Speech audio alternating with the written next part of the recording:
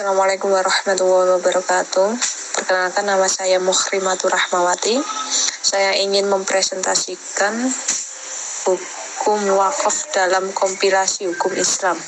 Pengertian hukum wakaf adalah perbuatan hukum seseorang atau sekelompok orang untuk memisahkan dan atau menyerahkan sebagian harta miliknya guna dimanfaatkan selamanya atau untuk jangka waktu tertentu sesuai dengan kepentingan ibadah atau kesejahteraan umum menurut syariat Islam. Dasar hukum wakaf: 1. Al-Quran Surat Al-Baqarah ayat 267 dan Surat Ali Imran ayat 92.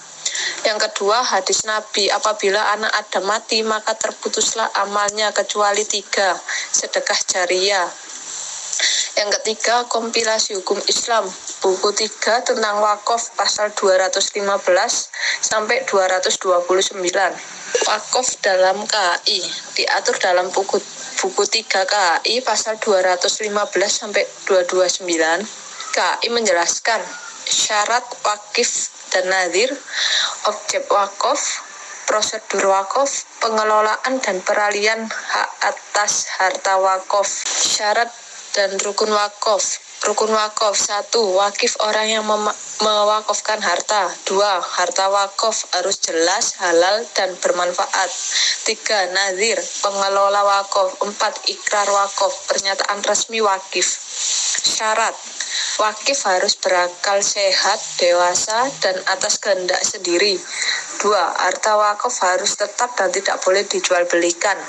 Objek dan bentuk wakaf. Objek wakaf dalam KAI: tanah, bangunan, uang diperbolehkan dalam peraturan wakaf tunai. Aset produktif lainnya. Bentuk wakaf: wakaf permanen, wakaf sementara, ada batas waktu tertentu.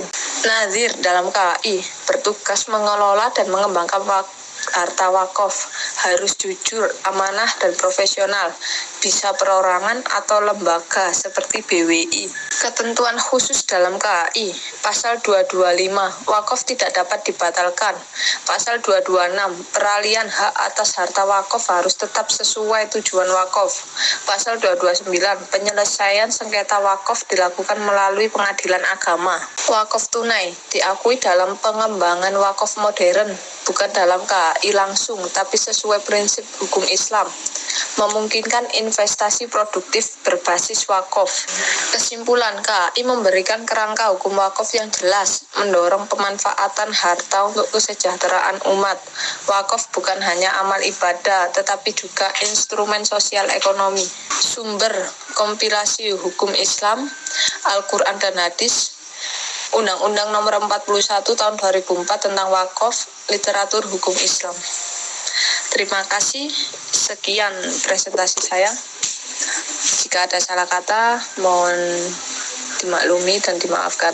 Terima kasih. Assalamualaikum warahmatullahi wabarakatuh.